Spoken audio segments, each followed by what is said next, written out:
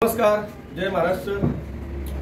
मला आज तुमच्या समोर येताना अतिशय आनंद होतोय की मी गेल्या 11 वर्षापासून विधानसभेचं या पाचोरा भडगाव मतदारसंघाचं नेतृत्व करतोय। हे नेतृत्व करत असताना मी सभागृहामध्ये या मतदारसंघाचा एक सदस्य म्हणून सभागृहात बसत होतो आणि राज्यातल्या आपल्या मतदारसंघातल्या वेगवेगळ्या विषयांवर राज्यातले जे मंत्री महोदय आहेत, माननीय मुख्यमंत्री महोदय आहेत, यांच्या समोर आपल्या मतदारसंघाचे विषय मांडत होतो। परंतु आज या राज्याचे मुख्यमंत्री आदरणीय देवेंद्रजी फडणवीस साहेब, आमचे मुख्य नेते तथा उपमुख्यमंत्री आदरणीय एकनाथजी शिंदे साहेब आणि आदरणीय अजितदादा पवार साहेब यांच्या नेतृत्वाखाली असलेल्या युती सरकारमध्ये मला तालिका अध्यक्ष होण्याचा बहुमान माननीय मुख्यमंत्री आणि माननीय दोघे उपमुख्यमंत्र्यांनी दिला।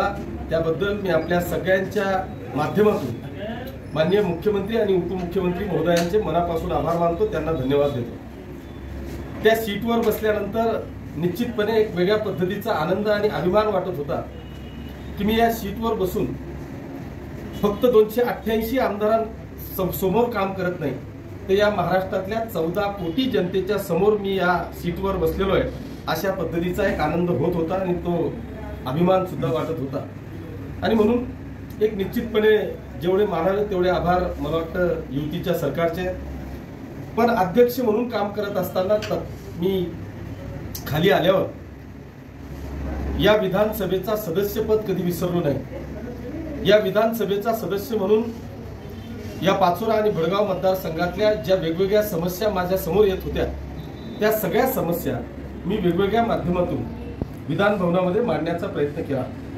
त्याच्यात सगळ्यात महत्त्वाचा विषय होता तो म्हणजे आपल्या मतदारसंघातल्या तमाम शेतकरी बांधवांच्या शेत रस्त्यांचा, की त्या शेत रस्त्यांमध्ये आज जर का पाहिलं तर मला दिवसभरातून जे काही 100, 200, 300 फोन येतात, त्या फोनमध्ये 50% फोन या आपल्या मतदारसंघातल्या तमाम शेतकरी बांधवांच्या शेत रस्त्यांच्या संदर्भामध्ये असतात। आणि म्हणून याला कुठेतरी निर्णय लागावा, या तमाम शेतकरी बांधवांच्या शेत रस्त्यांना कुठेतरी न्याय मिळावा, या उद्देशाने मी या विषयात लक्षवेधी मांडली।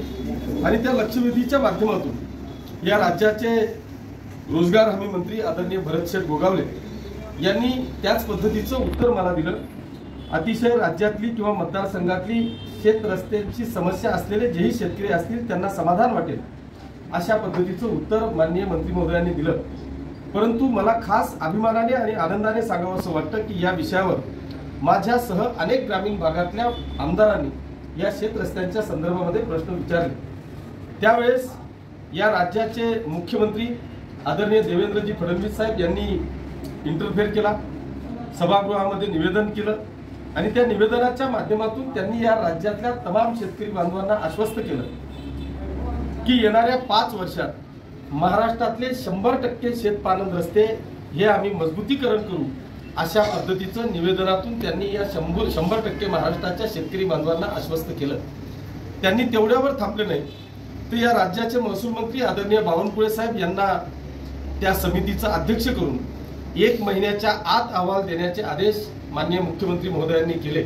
आणि मला खात्री आहे की माननीय मुख्यमंत्री महोदयांनी जो निर्णय घेतला त्याला 100% पूर्णत्वासकडे नेतील, यात माझ्या मनामध्ये कुठल्याही प्रकारची शंका नाही।